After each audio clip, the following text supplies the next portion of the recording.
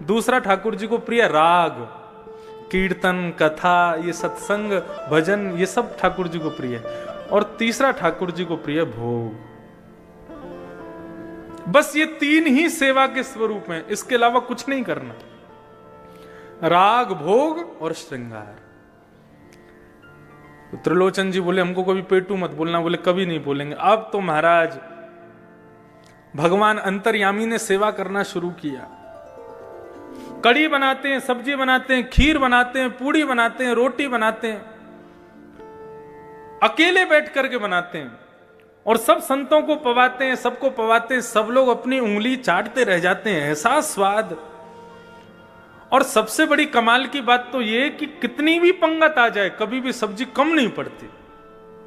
और सबको पवाने के बाद फिर ठाकुर जी स्वयं बैठते हैं। सेठ सेठानी पूरे दिन बना बना के खिलाते हैं, पूरे दिन खाते ही रहते हैं। रात्रि में अपना भोग आदि से निवृत्त होकर फिर मालिश करते हैं, तेल लेकर के त्रिलोचन जी के पैर दबाते हैं, हाथ दबाते हैं, शरीर की पूरी मालिश करते हैं।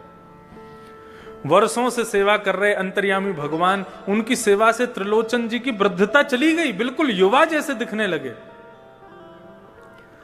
आस पड़ोस के सब लोग कहने लगे, बोले महाराज तुम्हारे यहां बढ़िया नौकर आया है, तुम्हारे दिन बदल दिए, देखना बुढ़ापे के बाद युवावस्था आ गई तुम्हारी तो।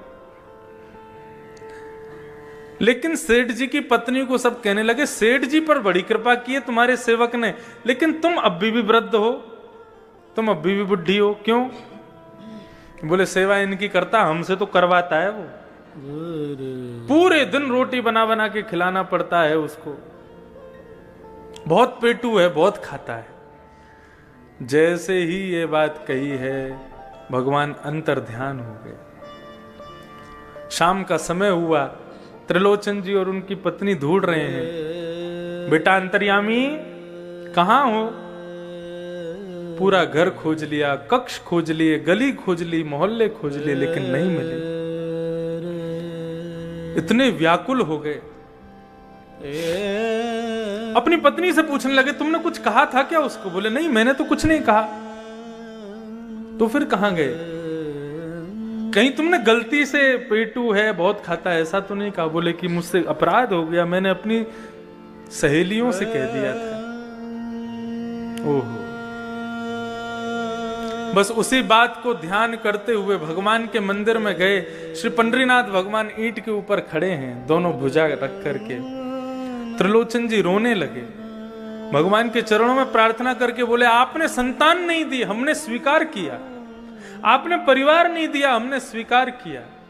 लेकिन आपकी कृपा से एक वैष्णव भक्त नौकर मिला था हमको, अंतर्यामी।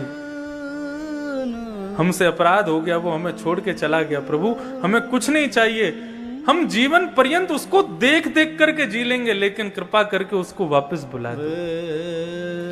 ऐसा कहकर के त्रिलोचन जी जैसे ही रोने लगे, भगवान से देखा नहीं गया और सामने खड़े हुए पंडरीनाथ भगवान ही अंतर्यामी के रूप में प्रकट हो गए और सेठ जी को अपने हृदय से लगा दिया। बोले, गौ ब्राह्मण संत सेवा के लिए कोई सेवक आपके घर नहीं आता है। यदि संत सेवा में किसी की अति निष्ठा है तो उसको मेरा ही स्वरूप मानिएगा, वो मैं ही आया हूं।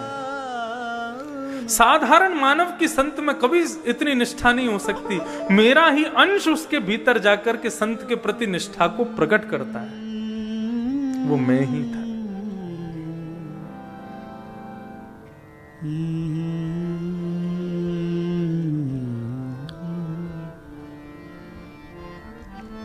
तो ठाकुर जी के प्रति ये प्रेम भाव, ये श्रेष्ठ भाव विश्वास के साथ प्रकट होगा। तो भक्ति के 3 सूत्र में बता रहा था, विश्वास, दूसरा संबंध और तीसरा समर्पण। ये 3 चीज कर लो बस।